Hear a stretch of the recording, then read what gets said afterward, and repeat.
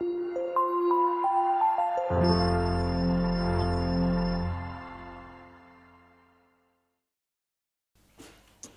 եմ, որ այս առիթ ունենք եւս մեկ անգամ Տիրոջ առաջ գալու աղոթքով, փառաբանությամբ, պաշտամունքով, որտեվ իրապես սա մեր հոգու փափագն է։ Երբ որ իրավիճակը կամ հույսով եմ, որ նման իրավիճակ չի լինի, որ ստիպված ենք լինելու կամ ստիպված ենք լինելու ինչ-որ մի բան անել, կամ կգանք ծառայության զուտ, որպեսզի հանկարծ մեկը չզանգի, ասի, ինչի չես եկել։ Գիտեք, իրապես պետք է աղոթենք, որ Աստված միշտ այդ փափագը, այդ սիրտը տա մեզ, որ ամեն անգամ, երբ որ գնում ենք եւ առիթ է լինում Տիրոջը պաշտամունքին մասնակցելու, Աստծո խոսքը լսելու, որպեսզի Տերը գործի մեր սրտի հետ։ Որպեսզի այն ինչ որ լսում ենք մեր կյանքում իրականություն դառնա։ Որովհետեւ եթե լոկ ընդունելու ենք որպես գիտություն, ընդունելու ենք որպես ինֆորմացիա, եւ մեր կյանքում չենք կիրառելու, այն ինչ որ լսելու ենք մեր կյանքում դատապարտություն է լինելու։ Որտեւ Աստծո խոսքը շատ հստակ է ասում, որ նրանք, ովքեր որ չլսեցին եւ նման ձեւով արվեցին, իրենց համար ավելի հեշտ կլինի, քան թե նրանք, ովքեր որ լսեցին եւ մերժեցին կամ ուշադրություն չդարձրեցին։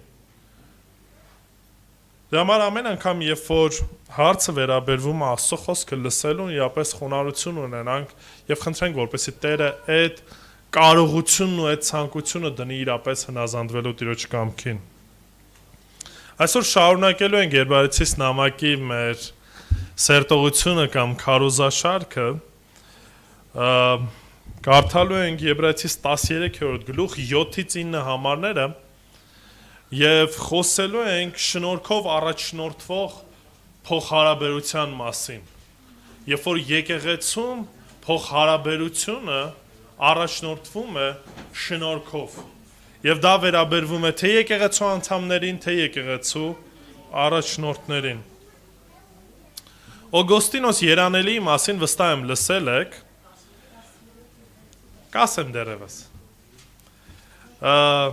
Օգոստինոս Երանելին ապրում էր մի ժամանակահատվածում, երբ որ արդեն ռոմեական կայսրությունը սկսվել էր կամաց քանդվել եւ անընդհատ բարբարոսների հարձակումներ էր լինում, եւ այդ ժամանակ լուր է հասնում իրենց, որ բարբարոսները հարձակվել են եւ սպանել են 2 քահանայի։ Այդ ժամանակ իր ընկերները այս ձևի մի բան ասեցին, Մատթեոսի ավետարանից 10-րդ գլուխ 23-րդ համարը մեջ բերեցին, ասելով, որ երբ ձեզ այս քաղաքում հալածեն, դեպի մեկ ուրիշ փախեք, մեկ ուրիշ քաղաք գնացեք։ Ու առաջարկում էին, ասում էին, գուցե արժի տեղը փոխել կամ փախնենք ուրիշ տեղ մի ավելի գնանք։ Այդ ժամանակ նա պատասխանում է եւ ասում է, թող մեկը չկարծի, որ մեր նավը այդքան ցածր է, կամ նավաստիները առավել նավապետը կլքի նավը դժվարության ժամանակ։ Պատմության ընթացքում ընդհանրապես, երբ որ նայում ենք, ինքը մոտավորապես 40 տարի ծառայել է եկեղեցում ու ճանաչված է որպես Աստծուն սիրող մեկ ով որ կարճած է եղել խոսքին եւ հնարավորինս փորձել է պաշտպանել խոսքը ճշմարտությունը տարբեր ուղղություններից եւ ասում են, որ նվիրված ծառայող է եղել իր հոտին։ Պատմությունը նման շատ ծառայողների մասին գիտենք եւ երբ որ խոսում ենք ընդհանրապես եկեղեցում շնորհքով առաջնորդվելու մասին, հասկանում ենք մի բան, որ մեր կյանքում լինում են դեպքեր, երբ որ ոչ ճիշտ փոխհարաբերություն ենք ունենում իրար հետ։ Կլինի եկեղեցու առաջնորդների փոխհարաբերությունը եկեղեցու անդամների հետ, թե նաեւ հակառակը։ Եվ հույսով եմ, որ այսօր Աստծո խոսքից կառնենք այն ճշմարտությունը, թե որն է Տիրոջ կողմից տրված այդ փոխհարաբերության կետերը կամ ինչի վրա մենք պետք է ուշադրություն դարձնենք։ Եկեք բացենք Եբրայեցիս 13 7-ից 9 համարները։ Եբրայեցիս 13 7-ից 9 համարները։ Հիշեք ձեր առաջնորդներին, որոնք Աստծո խոսքը խոսեցին ձեզ։ Նայեք նրանց կյանքի վախճանին եւ հետևեք նրանց հավատի օրինակին, Հիսուս Քրիստոսը նույնն է երեք այսօր եւ հավիտյան։ Տեսակ եւ օտար ուսմունքներով մի տատանվեք, որովհետեւ լավ է, որ սիրտը շնորհով հաստատվի, ոչ թե կերակուրներով, որոնցից ոչ մի օգուտ չունեցան նրանք, ովքեր այդպես ընթացան։ Եկեք աղոթենք։ Տեր Աստված, փառք ենք քեզ տալիս իրապես եւս մեկ օրվա համարով, Հայր։ Շնորհակալ ենք, որ առիթ ունենք քո առաջ գալու, Տեր, խոնարհությամբ եւ աղոթում ենք, ով Տեր, որ հիմա խոսես մեզ հետ, Տեր։ Օգնես, որ ամեն իրավիճակներում, այո, միշտ շարժվենք, առաջնորդվենք քո կամքի համեմատ, Տեր։ Օգնի, որ ճշմարտությունը մեր կյանքում կյանք դառնա, Տեր։ Որ ամեն վարքյան, ամեն պահ քեզ փառավորենք, քեզ մեծարենք, Տեր, եւ քո սուրբ անունը փառավորվի։ Օրհնի այս ժամը եւ պահը եւ դու մեծարվիր։ Հիսուսի սուրբ անունով, ամեն։ Իրեք որ նայում ենք շնորհքով առաջնորդվող եկեղեցուն, հասկանում ենք, որ այդ եկեղեցին առաջնորդվելու է Հիսուսի տրված օրինակով, որով եւ առաջնորդվելու են եկեղեցու առաջնորդները։ Այսօր խոսելու ենք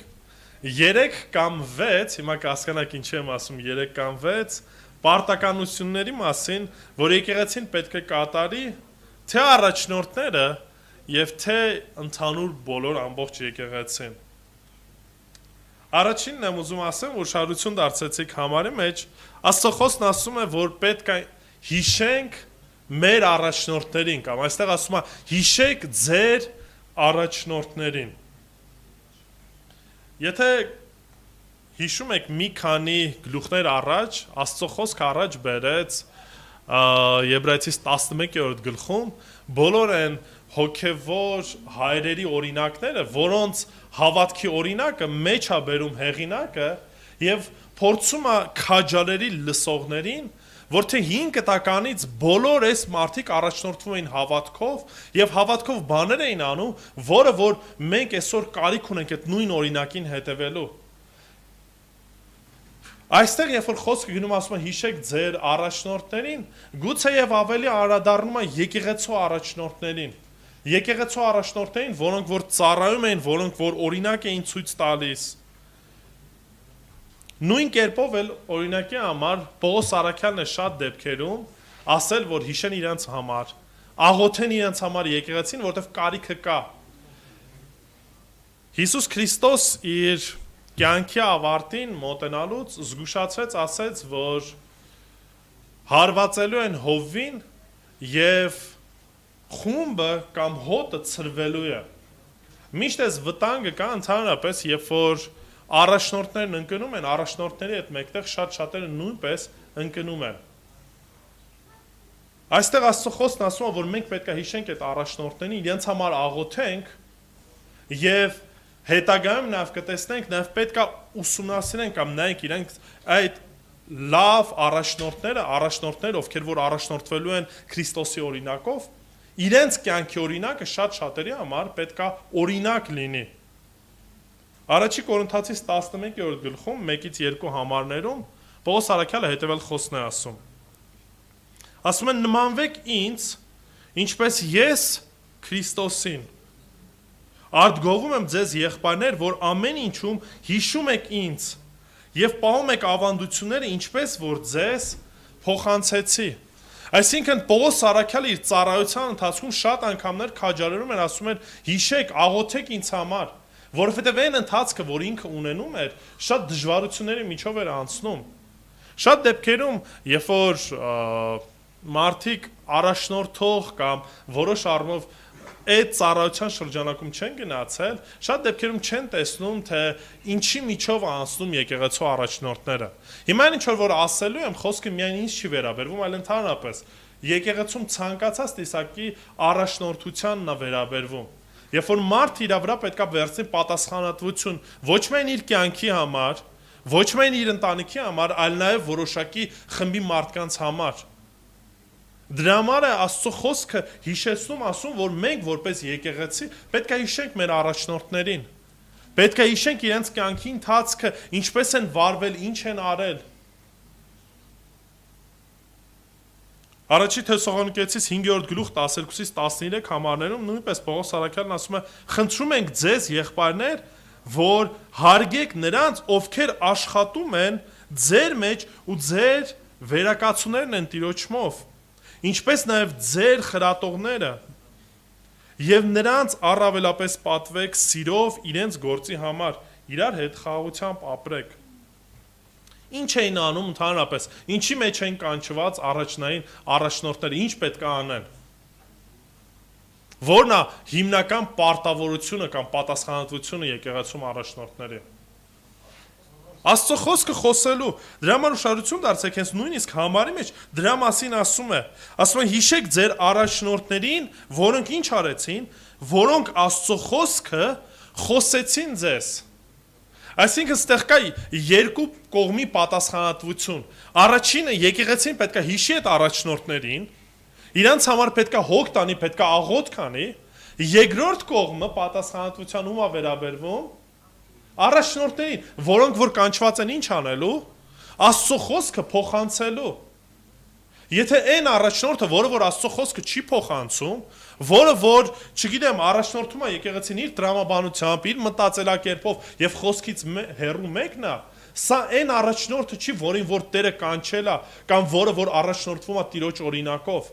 Դրա համար այստեղ ասում է շատ հստակ հիշեք այն առաջնորդներին,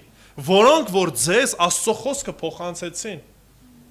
Կարևոր է, որ մենք բոլորս շատ հստակ հասկանանք այս շատ պարզ հասկացողությունը։ Եկեղեցում առաջնորդությունը կամ եկեղեցու առաջնորդի,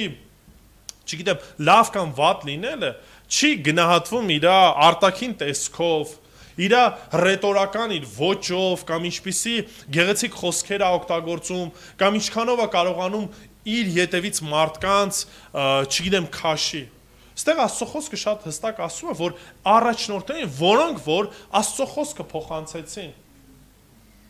Այն մնացած բաները մենք պետք է սովորենք, որպեսզի ճիշտ կերպով կարողանանք Աստծո խոսքը փոխանցենք, ճշմարտությունն իմանանք, փոխանցենք այնպես, որպեսզի մարդկանց համար հասկանալի լինի։ Բայց առաջնային պարտավորությունը եկեղեցում առաջնորդների դա Աստծո խոսքը փոխանցելն է։ Դրա համար Պետրոսը առաջին Պետրոս 4 գլուխ 11 համարի մեջ ասում է, եթե մեկը խոսում է, թող ինչ անի, թող Աստծո խոսքի պես խոսի։ Այն ինչ որ փոխանցում ենք, կլինի եկեղեցում, կլինի փոքր խմբերում, կլինի մենք որպես տան տղամարդ ընտանիքում, այն ինչ որ խոսելու ենք, թող ինչ խոսենք, որպես Աստծո խոսք։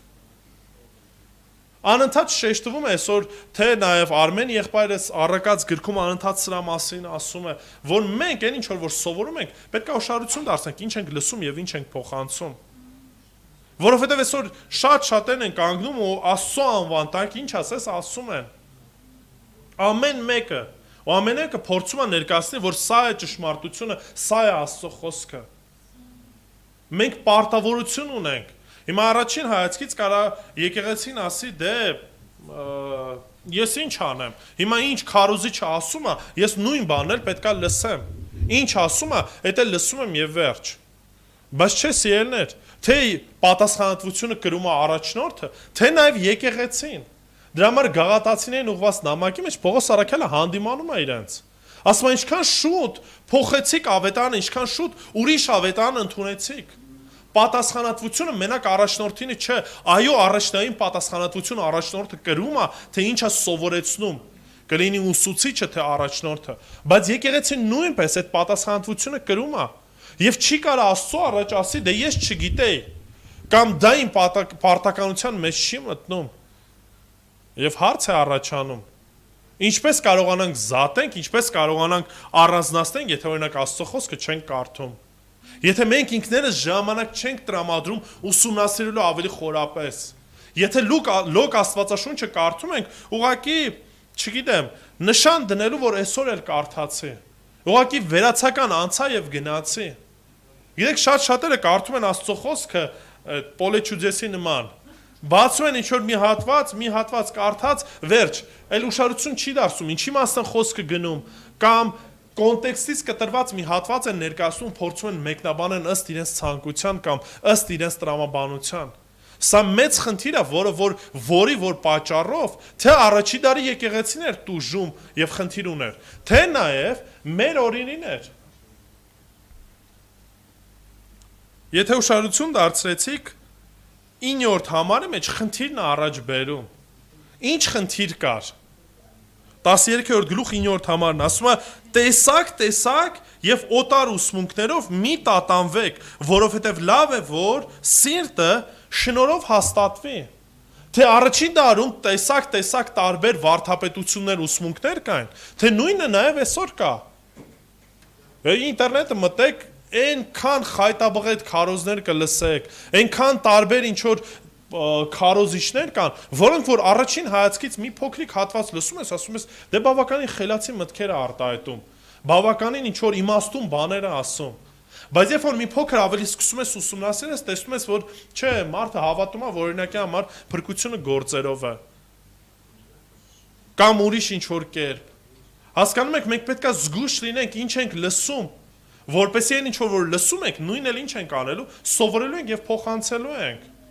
Դա կլինի եկեղեցու առաջնորդը, թե ուղղակի պարզ ընտանիքում մայրը, որ դաստիարակելու է իր երեխային։ Դրա համար մի կարծեք, որ Աստծո խոսքի ուսումնասիրությունը կամ խորը ուսումնասիրությունը մենակ վերաբերվում է եկեղեցու առաջնորդներին։ Ամեն մեկս այդ պատասխանատվությունը կրում ենք եւ վերջի վերջո ինչպես ենք ճանաչելու Տիրոջը, ինչպես ենք ճիշտ կերպով պաշտելու Աստծուն, եթե ինքներս ճշմարտապես Աստծո խոսքը չգիտենք։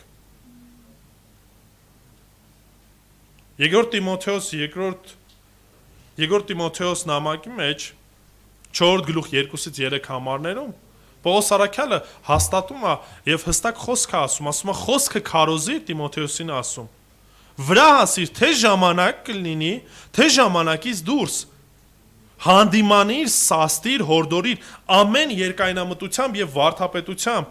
Ուշադրություն դարձրեք։ Այս վարդապետություն բառը մի քիչ դարձել է ոչ այդքան ընդունելի խոսք։ Շատերն ասում են վարդապետություն մի խոսեք։ Վարդապետությունը բաժանում է։ Վարդապետությունը լավ բան չի,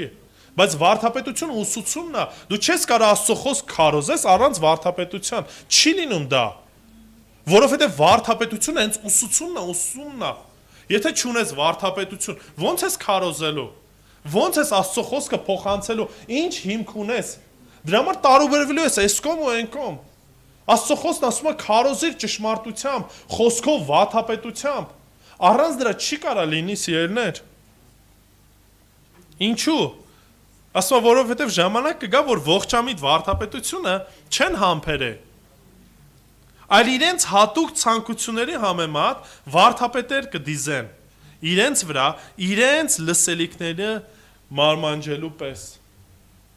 Այսինքն ժամանակ գալու է, որ մարդը չի ուզելու լսի նույնիսկ խորը վարդապետական հարցեր, չի ուզելու լսի ավելի խորը ճշմարտություններ։ Ինքը բավարարվելու ասելու ինձ ասեք, որ Աստված ինձ սիրում է, այդքանը բավարար է։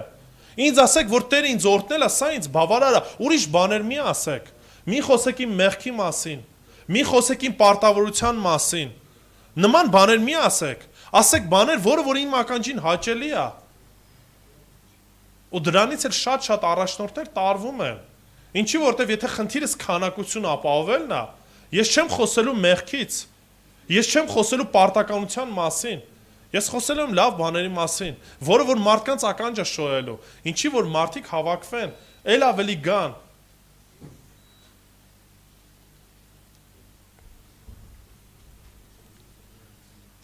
Յանգուսի մասին չգիտեմ լսել եք թե ոչ, ապրում էր 1400-ական թվականներին, պրոֆեսոր էր և ընթացքում նաև Փարիզյան համալսարանի ռեկտորն էր դարձել։ 1415 թվականին նրան խարույկի վրա վառեցին իր ուսուցման մասին։ Նրա համար այն ինչ որ սովորեցնում էր։ Ու բավականին մինչև խարույկին ասելը մոտ 1 տարի բանտարկված է եղել և բավականին տանջանքներով է անցել։ Մեկ անգամ պատմում են, որ երբ որ նա բանտում նստած էր, հետևյալ խոսքն է ասել։ Ասում է դուք կարող եք վառել գուսին, գուս ռուսերենով և նաև չեխ լեզվով նշանակում է սագ։ Ասում է, բայց կանցնի 100 տարի եւ դուք ստիպված կլինեք լսել կարապի երգը։ Գիտեք, այս կարծես ոնց որ այս խոսքը Մարտին Լութերը 100 տարի հետո, երբ որ սկսում է ընդդեմ խոսել, ընդդեմ կանգնել կաթոլիկ եկեղեցուն, ասում է, որ գուցե այս խոսքը իրականություն դարձավ, որտեվ 100 տարի ուղիղ հետո Մարտին Լութերը սկսում է նորից այդ ռեֆորմացիան եւ սկսում է բարեփոխումները բերել Աստծո խոսքի շրջանակում։ Հիշեք ձեր առաջնորդներին, որոնք որ ինչ արեցին, Աստծո խոսքը փոխանցեցին։ Եվ առաջնորդներ ինչ արեք, քարոզեք Աստծո խոսքը, ոչ թե այն, ինչ որ կարծում եք կամ այն ինչ որ գեղեցիկ է հնչում։ Քարոզեք ամբողջական խոսքը, որտեվ սա ամեն մեկի սպարտականության մեջ է մտնում։ Երկրորդը, ասում է քննեք նրանց կյանքը։ Ուշադրություն դարձեք շարունակությանը, երբ որ ասում է նայեք նրանց կյանքի վախճանին։ Նայեք բառը բնագրի մեջ, եթե ուշադրություն դարձնեք, ավելի նշանակում է մանրակրկիտ ուսումնասիրություն, մանրակրկիտ քննություն։ Եվ կարող է նորից հարց առաջանալ, ինչի համար է այստեղ նման մի կերպով հեղինակը արտահայտվում։ Շատերը դե կարան ասեն, դե մենք ունենք լավագույն օրինակը Քրիստոսը, եւ այո, համաձայն եմ։ Լավագույն օրինակը ամեն մեկիս համար Քրիստոսն է։ Եվ նաեւ իր աշակերտները, նաեւ ամբողջ Աստվածաշնչում շատ աստվածահաճո մարդիկ են եղել, որոնք որ լավ օրինակ են տվել։ Բայց պետք է հասկանանք մի բան, որ նախ եւ առաջ Քրիստոս հիմա այժմ ֆիզիկապես մեր մեջ ներկա չի։ Ֆիզիկապես չենք տեսնում Քրիստոսին։ Երկրորդը, գուցե մեկը դեռևս նոր է կյանքի ընթացքում, հավատքի ընթացքում քայլեր անում եւ դեռևս այդ փորձառությունը չունի, դեռևս Աստծո խոսքը լիարժեք չի ճանաչում, չի կարդացել։ Եվ առաջնորդները ինչ պետք է լինեն։ Պետք է լավ օրինակ լինեն եկեղեցու համար։ Դրա համար էլ այդ նույն բանն ասում է, հաշվի առնելով եկեղեցու առաջնորդներին, ասում է նայեք ուշադրություն դարձեք իրենց կյանքին։ Նման մի օրինակ ենք տեսնում Ստեփանոսի մահվան հետ կապված։ Ստեփանոսին, երբ որ քարկոծում էին Գործք առաքելոց 7-րդ գլխում, գիտեք ով էր ներկա։ Պողոսը, Սողոսը ներկա էր։ Եվ շատերն ասում են, որ այն իրավիճակ, այն ամեն ինչ որ Պողոսը տեսավ Ստեփանոսի հետ կապված, ազդեցություն ունեցավ։ Ուզում եմ վերջի հատվածը կարդալ ուղղակի 57-ից 60 համարները եւ 8-րդ գլուխ առաջի համարը։ Իսկ նրանք բարձրաձայն աղաղակելով փակեցին իրենց ականջները եւ բոլորը միասին հարձակվեցին նրա վրա։ Եվ նրանք քաղաքից դուրս հանելով քարկոծում էին, վկաներն իրենց զգեստերը դնում էին մի երիտասարդի ոտքերի առաջ, որ Սողոս էր կոչվում։ Մինչ Ստեփանոսին քարկոծում էին, նա խոսք ուղղեց Հիսուսին ասելով. Տեր Հիսուս, ընդունիր իմ հոգին, ապա ծնկի եկավ ու բարձր ձայնով աղաղակեց. Տեր, այդ մեղք նրանց մի վերագրիր։ Գիտեք, շատերը մեկ-մեկ երբ որ ասում ես, օրինակ նայեք Քրիստոսի օրինակին, երբ որ իրենք խաչում էին, աղոթում ասում է, Տեր ների նրանց, որտեվ չգիտեն թե ինչ են անում, շատերն ասում են, դե դա Քրիստոսի օրինակն է։ Մենք մարդիկ ենք, մեղավոր մարդիկ ենք, մենք ոնց կարանք նման ձևով վարվենք։ Բայց Ստեփանոս ուշադրություն դարձնում եք ոնց է աղոթում։ Ասում է, Տեր, սա նրանց մեղք մի համարիր։ Նորից տեսնում ենք Ստեփանոսին, ով որ առաջնորդվում էր Աստծո խոսքով, Տիրոջ հոգով էր առաջնորդվում, իր կյանքի վախճանին նորից այս ձևի օրինակ է բերում։ Այս ձևի օրինակով է առաջ գալիս, չի անիծում, չի ասում ինձ սա արեցին, այսպես վարվեցին իմ նկատմամբ։ Գիտեք, հեշտ է չարին չարով պատասխանելը։ Բայց Պողոս առաքյալն ինչ է ասում է չարին չարով մի պատասխանեք, այլ ինչ արեք, բարով չարը հաղթեք։ Եթե մենք վարվելու ենք աշխարհի նման, ինչ տարբերություն կա մեր ու աշխարհի միջև։ Նորից եմ կրկնում էլի այն աստիճան, այսինքն շատ անգամներ տհաճ լինում, թե ինչպես մենք ճակերտավոր քրիստոնյա երկիր ուրախանում ենք վշտի վրա։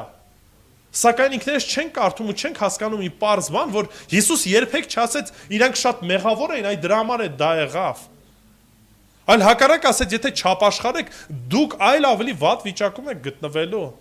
Դրա համար պետք է զգույշ լինենք մեր կյանքի համար, որ չարությամբ չլցվենք, եթե նույնիսկ մարդիկ կլինեն մեր նկատմամբ չարությամբ լցված։ Եվ այս ասելով մահացավ, Սողոսն էլ համագործակից էր նրա սպանությանը։ Ու դրանից հետո տեսնում ենք, թե ինչպես է շարունակվում հալածանքը եկեղեցու նկատմամբ։ Ինչ օրինակ ենք մենք բերում եւ ինչի է շեշտում վախճանին։ Գուցե այս եկեղեցու առաջնորդները մարտիրոսներ էին, որոնք որ իրենց կյանքի վախճանին անգամ պատրաստ եղան մահանալու, հանուն հավատքը պահելու, հանուն Քրիստոսին հետևելու։ Մենք այսօր նման հալածանքի միջով չենք անցնում։ Այո, որոշ դեպքերում մարդիկ կան, որ կարող են ինչ-որ բաներ ասել, բայց այնպես չի, որ մեզ քարկոծում են, այնպես չի, որ մեզ սպանում են մեր հավատքի համար։ Բայց կան երկրներ, որտեղ որ դա էլ է լինում։ Հասկացեք մի բան, որ երբ որ նման իրավիճակներում մենք հայտնվում ենք, պետք է խնդրենք Տիրոջը, որպեսզի Տերը մեզ հավատքով պահի, հաստատուն պահի, որ մինչև վերջ գնանք։ Ուրեմն եթե առաջինը եկեղեցում ասում է, որ նայեք ձեր առաջնորդներին, երկրորդը առաջնորդները պետք է հավատարիմ լինեն, հավատքով քայլեն մինչև վերջ։ Գիտեք, ես չգիտեմ, արդյոք առիթ կլինի կամ արդյոք մենք էլ կկարողանանք Պողոս Առաքյալի նման հետևյալ խոսքերն ասել։ Երկրորդ Տիմոթեոս 4:6-8 համարներում, երբ որ արդեն Պողոս Առաքյալի կյանքի ավարտն էր գալի, Պողոսը հետևյալ խոսքն է ասում, որ քանի որ ես արդեն հեղում եմ իմ արյունը եւ իմ մեկնելու ժամանակը հասել է, ասում է բարի պատերազմ մղեցի, ընթացքը ավարտեցի, հավատը պահեցի, որովհետև ինձ սպասում է արդարության պսակը, որ Տերը արդար դատավորը կտա ինձ այն օրը եւ ոչ միայն ինձ, այլև բոլորին, ովքեր սիրեցին նրա հայտնությունը, ովքեր սիրեցին Տիրոջը եւ իրենց կյանքը նվիրեցին Տիրոջը ծառայելու։ Տիրոջը ծառայել միայն այստեղից չէ։ Տիրոջը ծառայելը չի սահմանափակում կամ միայն չի ավարտվում այս քարոզով կամ կիրակի օրը այսին ժամից այսին ժամը։ Տիրոջը ծառայությունը դա ողջ կյանքի ընթացք է, ամեն ուրեք, ամեն վայրկյան, ամեն պահ։ Եվ խնդիր ուղղակի սրանում է, ինչքանով եմ ես դա հասկանում։ Մարդիկ կա ուղղակի, որոնք որ կարծում են, որ այ եթե չսովորեցնեմ, ուրեմն ինչ որ ձևով չեմ կարող լիարժեք նվիրվեմ Տիրոջը։ Բայց չէ, Տերը տարբեր ծառայություններ է տվել, Տերը տարբեր կերպերով մեզ կանչել է։ Եվ եթե ես ընդամենը պատկերացնում Տիրոջը ծառայելը կիրակից կիրակի, ես նորից շատ խղճուկ վատ վիճակում եմ գտնվում։ Իմ կյանքի ողջ ընթացքում կլինի աշխատում եմ, սովորում եմ, տանն եմ, երեխաներին եմ դաստիարակում, ամեն վայրկյանս պետքա Տիրոջը ծառայություն լինի։ Եվ մինչև վերջ պետքա հավատարիմ լինեմ։ Հետևաբար, երբ որ եկեղեցին նայում է շնորհքով առաջնորդվող Հիսուս Քրիստոսի օրինակ ունեցող առաջնորդներին, առաջնորդներն էլ իրենց հերթին պետք է հասկանան մի բան, որ մեծ պարտավորություն են կրում իրենց առաջ։ Եվ խոսքը միայն մեր անձը չի, մեր եսը չի, այլ ամեն մեկս ում անունն ենք կրում մեր վրա։ Քրիստոսի անունն ենք կրում մեր վրա։ Դրա համար ամեն մեր վարքյանը, ամեն մեր խոսքը, ամեն մեր միտքը պետք է ուշադրություն դարձնենք։ Ես այս վերջերս եղբայրներին պատմում էի, որ ժամանակին, երբ որ փոքր վերի ծառայություն էինք անում, վարձով տարածք էին տվել, վարձով չէր, այսինքն սենց բերանացի էինք խոսել, որպեսզի այդ տարածքը օգտագործեինք այնտեղի բնակչության հետ կապված ծառայության, ու Խորվիրապի քահանան էր դրա մասին իմացել, դե գիտեք, միշտ անդադ այս խնդիրն առաջ գալիս։ Եվ եկել էր բողոքել էր, որ իրավունք չունեք այդ տարածքը այս մարդկանց տալու։ Այս մարդիկ էլ փորձել էին ինչ-որ կերպով պատճառ գտնեն եւ գտել էին իմ անուն ազգանունով իմ ադնակլասնիկի հին էջը։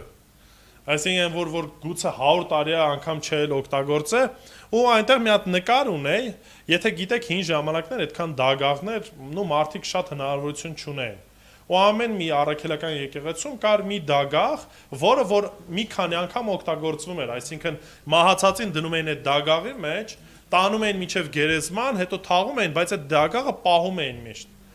Եվ երբ որ գնացել էինք Սևանի կողմը, մի եկեղեցի կար, այդ դագաղը մինչև հիմա էլ կա։ Ու հետաքրքրությամբ զուտ ինձ հետաքրքիր էր, եկեղեցում պատկեցեք այդ դագաղի մոտ նկարվել եմ։ Ու այդ նկարը գցած էր։ Այդ նկարը հանել էին ու ասել են տեսեք սատանայը պաշտ են, այսինքն իրանց ընդամենը մի առիթ էր պետք, որ դրանից հետո ասեն գիտեք ինչ կա, ըտե ծառայություն մի արեք։ Ու հա դրանից հետո հասկացա, որ պետքա հետ վերադառնամ, բոլոր են ամեն մի նկարը, ամեն մի ասածից վրա ուշադրություն դարձնեմ, որովհետև մարդիկ միշտ էլ խոշորացույցը վերցրած նայելու են տեսնեն թե ինչ ասեցիք, ինչպես ասեցիք։ Եվ սա մենակ ինձ չի վերաբերվում, սիրելիներ, ձեզ բոլորիդ է վերաբերվում, որովհետև երբ որ Քրիստոսի անունն եք ձեր վրա կրում, մարդիկ փորձելու են ձեր մեջ խնդիր տեսնեն, որպեսզի արդարացնեն իրենց անհավատությունը, որպեսզի ասեն սա է պատճառը, որ ես չեմ ուզում հետևեմ, այ որովհետև, չգիտեմ, աչքիդ վերևը ունք կա։ Ես չեմ ասում, որ մենք պետք է կատարյալ լինենք, այո, պետք է կատարելության ձգտենք, բայց այնուամենայնիվ մեր կյանքը պետք է օրինակելի լինի։ Սկզբից մինչև վերջ նեղության ժամանակ առավել եւս, որովհետեւ մարդիկ տեսնեն ես հավատքով եմ ապրում, թե ոչ, թե ամեն մի վարդապետության, ամեն մի ուսմունքից ինչ եմ անում, տարուբերվում եմ։ Կալվինը իր կյանքի ավարտին, երբ 54 տարեկան էր, կտակի մեջ գրել է հետևյալը, ասում է. ես ոչինչ չեմ գրել ատելության ունենալով մեկի հանդեպ, բայց միշտ ճիշտ կերպով փոխանցում եմ այն, ինչ ընդունում էի որպես Աստծո փառք։ Ասում այն ինչ որ գրել եմ, այն աշխատությունները ինչ որ արել եմ, ինչ որ մեկին հակադրություն չեմ արել, կամ մի ատելություն չեմ արել, այլեն ինչ որ արել եմ, կարծել եմ որպես Աստծո փառք։ Սա նույնպես մեր կյանքում պետք է որոշ առումով նշան լինի։ Ես ինքս ինձ տամ ես անընդհատ ես հարցը, այն ինչ որ անում եմ, այն ինչ որ ասում եմ, այն ինչ որ գրում եմ, Աստծուն փառք բերում է, թե ոչ։ Եվ երրորդը, ասում է, որ եկեղեցին պետք է հետևի առաջնորդների օրինակին։ Շարունակությունը կարդանք։ Ասում են նայեք նրանց կյանքի վախճանին և հետևեք նրանց հավատի օրինակին։ Երբ որ խոսում ենք հավատքով քայլելու մասին, արդեն շատ հստակ տեսանք, որ այն ով որ հավատքով քայլում է, Աստծո խոսքն ասում է, որ չի ընկնելու և չի դատապարտվելու։ Ոչ թե նրա համար, որ մենք լավն ենք կամ այդքան ուժեղ ենք, այլ որովհետև հավատարիմ է ով խոստացողը։ Դրա մեջ է մեր վստահությունը, որ Տերը այն գործը ինչ որ սկսեց ավարտին հասցնելու է։ Եվ այն մեկ ով որ հավատքով է շարժում, այն մեկ ով որ հավատքով է քայլում, ինքը դառնում է օրինակելի, դառնում է մեկ ով որ շնորհքով է քայլում, հասկանում է, որ ինքը որևիցե արժանիք չունի, որևիցե բանով չի կարող պարծենա, այլ ամեն բան Տիրոջ գործն է եւ Տիրոջ շնորհքն է։ Արդյոք մենք այս խիզախությունն ունենք Պողոս Արաքյալի նման ասելու, որ անընդհատ նույն բանն էր կրկնում, ասում էր նմանող եղեք ինձ, ինչպես ես էլ Տիրոջը։ Առաջի Թեսաղոնիկեցիս 1:6-8 համարներն ասում է. դուք էլ մեզ եւ Տիրոջը նմանվելով մեծ նեղությունների մեջ խոսքը Սուրբ Հոգու ուրախությամբ ընդունեցիք, ուշադրություն դարձնում եք։ Եկեղեցուն է ասում. խոսքը ընդունեցիք եւ մեր նման նույն օրինակով ինչ արեցիք, պատրաստ եղաք հալածանքներ կրելու։ Երբ որ ես ասում եմ ուզում եմ Քրիստոսին նմանվեմ, ինչի նկատի ունեմ։ Ի նկատի ունեմ, որ չգիտեմ Քրիստոս հարուստ էր, ուզում եմ ես հարուստ լինեմ։ Երբ որ ասում եմ Քրիստոսին եմ ուզում նմանվեմ, խաչի մասին մոռանում եմ, չարչանքի մասին մոռանում եմ։ Մենք շատ դեպքերում եկեղեցի որպես վազում ենք ճակերտավոր օրհնության հետևից, երբ որ մի փոքր նեղություն ենք կրում, այն որպես օտար բան ենք համարում։ Այնինչ Աստծո խոսքն ասում է, որ նեղությունները, խնդիրները օտար բան մի համարեք։ Ինչպես որ ինձ չարչարեցին, Հիսուսն է ասում, նույն բանը նաև ձեզ է լինելու։ Երբ որ նեղության միջով անցնում ենք, մի կարծեք, որ սա մի բան էր, որը որ մեզ ընդհանրապես չպիտի որևիցե կերպով դիպչեր։ Երբ որ ասում ենք օրինակ լինենք, երբ որ ասում ենք ուզում ենք նմանվենք Քրիստոսին, ես նորից չեմ ասում, որ մարդկայնորեն որևիցե մեկը, ես չեմ ուզում որ տանջվի։ Ես ինքս էլ չեմ սիրում այդ ամեն ինչի միջով անցնել։ Բայց Աստծո խոսքն ասում է, որ երբ որ մենք նեղությունների միջով անցնում ենք, Տերը մեր հավատքը ել ավելի է հաստատում։ Տերը մեր ընթացքը, մեր ով լինելը ել ավելի է դառնում Տիրոջը հաճելին, որովհետև արդեն փորձված մեկն ենք։ Արդեն մեկն ենք, ով որ չի տարուբերվելու մի փոքր ինչ որ նեղությունից։ Ինչի որտեղ փորձառություն ունենք։ Որտեղ գիտենք, որ Տերը հավատարիմ է։ Փիլիպպեցիս 3:17 համարն ասում է. «Ինձ նմանվեք եղբայրներ եւ նայեք նրանց, ովքեր մեր իսկ օրինակով են ընթանում»։ Ես ունեմ այդ խիզախությունը այսօր կանգնելու ասելու եկեղեցի ջան, ոնց որ ես եմ վարվում, նույն ձև էլ դուք վարվեք։ Երկրորդ հարցն էլ է առաջանում. գուցե ինչ որ մեկ այդ խիզախությունն ունի։ Իսկ արդյոք այդ կյանքը ունեմ իրապես, որ օրինակելի է։ Ու նորից սա չի վերաբերվում մենակ եկեղեցու առաջնորդներին սիրելներ։ Ամեն մեկս ենք Տիրոջ առաջ պատասխանատվություն կրում։ Ամեն մեկը իր տեղում, իր վայրում։ Արդյոք Աստված կարող է նման մի խոսք էլ իմ մասին ասել, ոնց որ ասեց Հոբի առումով։ Երբ որ Սատանան իր առաջ էր կանգնած, Տերը Սատանային ասեց. «Իմ ծառա Հոբին ուշադրություն դարձրիր, որ երկրի վրա նրան նման կատարյալ արդար աստվածավախ եւ չարությունից հեռացող մարդ չկա»։ Կարող եմ նույն կերպով ես էլ ասել, որ կյանքս նման օրինակ ունի, որ Աստված նման ձեով ինձ էլ կարա ասի տեսել ես։ Հասկանում եք սիրելիներ, ամեն մեկս մեր պատասխանատվությունը կրում ենք։ Եվ պետք է տեսնենք իմ օրինակս ինչպիսին է։ Ես որպես ընտանիքի հայր ինչ օրինակ եմ թույլ տալիս կամ ցույց տալիս իմ երեխաների համար, կնոջս համար։ Ես որպես կին ինչ օրինակ եմ ցույց տալիս, չգիտեմ, աշխատանքիս վայրում, հնազանդությամբ, ամեն ինչով կյանքիս օրինակը ցույց է տալի Քրիստոսին, թե ցույց չի տալիս Քրիստոսին։ Իսկ առաջնորդներին ուղղումը ասում է, որ պետք է առաջնորդները ինչ վարվեն, հավատքով քայլեն։ Առանց հավատքի որևիցե քայլ չեք կարող անել։ Առանց հավատքի որևիցե հոգևոր բան չեք կարող անել։ Շատ շատերը կանան լիքը բարեգործություն անեն։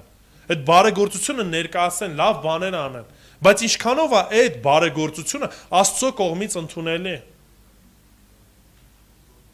Որովհետև եթե առանց հավատքի են անում են իրենց անձի, իրենց փառքի կամ գուցե ուրիշ ինչ որ շարժարետներ ունենալով, բայց այդ ամեն ինչը չի փառավորելու Աստծուն։ Ոստի ամեն մեկս մեր շրջանակում որպես եկեղեցու առաջնորդներ, որպես խմբի առաջնորդներ, որպես ընտանիքի առաջնորդներ, պետք է պատասխանատվություն կրենք։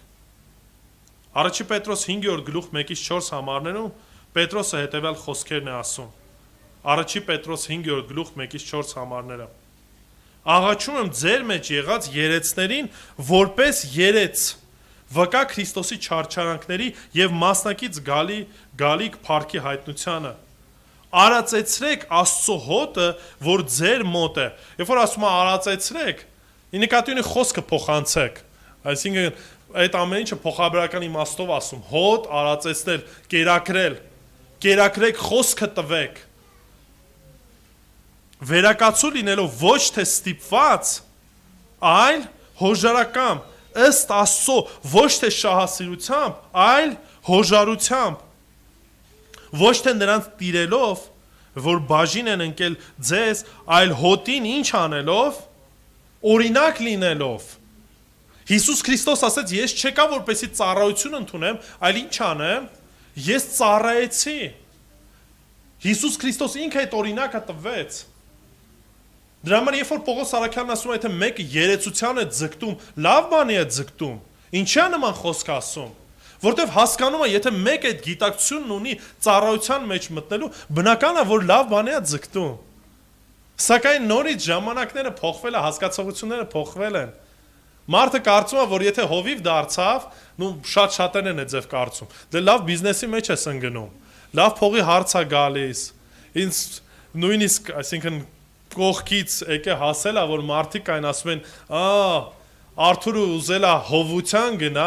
որտեվ գիտի արդեն տան հարց կլուծվի, մեքենայի հարց, սրա հարց, նրա հարց, չգիտես ինչի, բայց այդ հարցերը չեն լուծվում։ Ասում տեսնես, այդ որտեղ է այդ գաղտնիքը, որ մենք էլ իմանանք, տեսնենք, էլի, ասենք ոնց է այդ հարցերը լուծվում։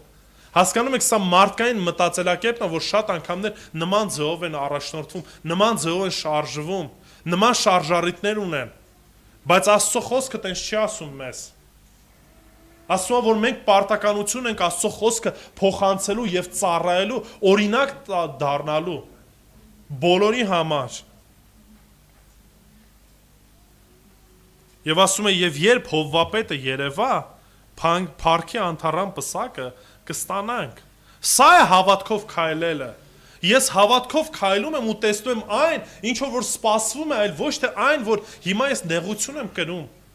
Խնդիրների միջով եմ անցնում, դժվարությունների միջով եմ անցնում։ Հեշտ չի ամեն բանը։ Մարտին Լութերը 1510-ից 1546 թվականներին մոտավոր հաշվարկ են արել։ 3000 անգամ քարոզել է։ Եվ դա ստացվել է մոտավորապես շաբաթական մի քանի անգամ, այլ եղել են օրեր, որ 2-ից ավել անգամ քարոզել է։ Բա մնացած ժամանակը կյանքի ինչ անենք։ Ախր ցանկություն կա, ուզում ենք սա էլ անենք, սա տեսնենք, մի քիչ վայելենք կյանքը, հասկանում եք, այս ամեն ինչը, այո, որոշ ներքին sense մարմնական ցանկություններ է։ Ես նորից եմ ասում, խնդիրս նրա մեջ չի, որ մենք չհանգստանանք։ Խնդիրս նրա մեջ չի, որ մենք չփորձենք վայելենք այն ինչ որ Տերը տալիս է, որովհետև ժողովող գիրքը շատ հստակ դրա մասին ասում է։ Որ կյանքը Տերը տվել է, որպես այս կյանքի մեջ էլ վայելենք Տիրոջը տված օրհնությունները։ Բայց խնդիրը շարժառիթների մասին է, ինչպես եմ ես առաջնորդվում, որն է ինձ համար առաջնայինը, ինչքանով եմ ես պատասխանատվություն կրում, ինչքանով եմ հասկանում, որն է իմ պատասխանատվությունը եկեղեցու առաջ, եւ եկեղեցին ինչ պատասխանատվություն է կրում իմ առաջ։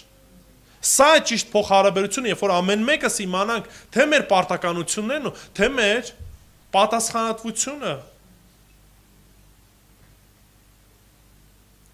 Նորից հարց կարող է առաջանա։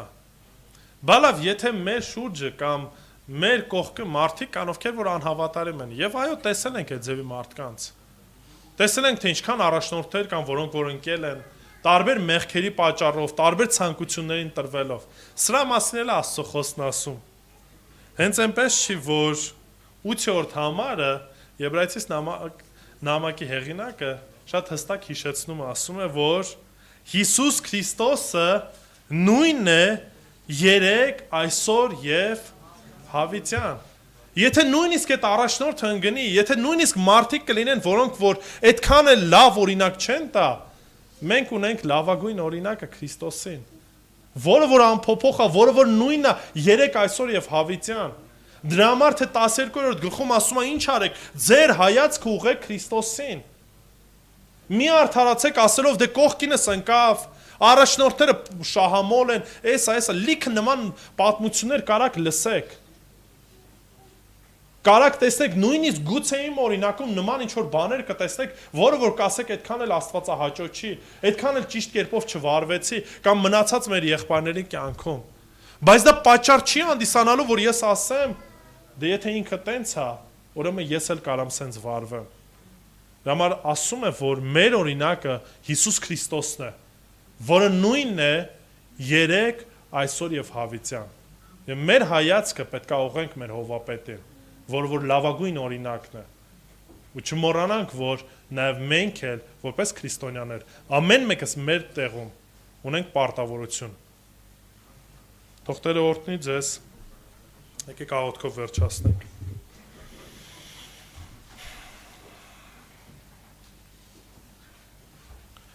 Տեր Աստված, փառք ենք տալիս քո խոսքիդ համար, Հայր, եւ շնորհակալ ենք այն բոլոր ծառաներիդ համար, ովքեր որ մինչև իրենց կյանքի վերջը լավագույն օրինակը թողեցին մեզ համար, Տեր։ ծառայեցին անznուրած, քո փառքը փնտրելով, անշահախնդիր Տեր, բայց գիտենք դրա հետ մեկտեղ Տեր, որ լավագույն օրինակը դու ես Տեր Հիսուս, որ թեև մեռած ենք մեր մեղքերի մեջ Տեր, դու գթացիր, ողորմեցիր, սրբեցիր մեզ Տեր, աղոթում ով Հայր, որպես եկեղեցի այցելություն անես մեզ Տեր, որ օր-օրի նմանվենք քեզ, նմանվենք քո օրինակին Տեր, եւ այո, թե որպես եկեղեցու առաջնորդներ, թե ուղղակի քրիստոնյաներ Տեր, լավագույն օրինակը լինենք Տեր, որ մարդկանց կարողանանք ասել,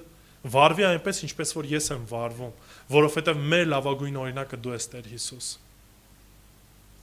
Աղոթում եմ ով Հայր, որ այցելես նրանց, ովքեր որ այսօր ֆիզիկապես տկարություն խնդիրներ ունեն Տեր, ովքեր որ հիվանդության մեջ են, դու ողորմիր։ Դու օգնի, որ եկեղեցիդ միաբան լինի Տեր, եւ այո, թեև նեղությունների միջով անցնենք Տեր, միշտ հավատքով քայլենք, որովհետեւ մեր առաջ ունենք քո լավագույն օրինակը։ Աղոթում նրանց համար, ովքեր որ գուցե հոգևոր առումով են, հոգեպես են տկարացել Տեր, դու այցելություն արա, դու ողորմիր նրանց Տեր, ու թույլ մի տուր, որ մենք էլ սայթակենք նրանց նման Տեր, որտեվ դու հավատարիմ ես ով Հայր, եւ գիտենք, որ եթե հավատքով քայլենք, այն գործը, որ սկսեցիր ավարտին կհասցնես, ու ամեն ինչի փառքը միմիայն ուղված է քեզ Տեր, որտեվ դու ես փրկել, դու ես ողորմել եւ դու ես գթացել եւ դու ես ժառանգություն խոստացել։ Ուստի որպես եկեղեցի օգնի, որ մեր հայացքը միշտ ուղենք դեպի քեզ եւ քայլենք այնպես, ինչպես որ դու ես կամենում։ Հիսուս Քրիստոսի սուրբ անունով։ Ամեն։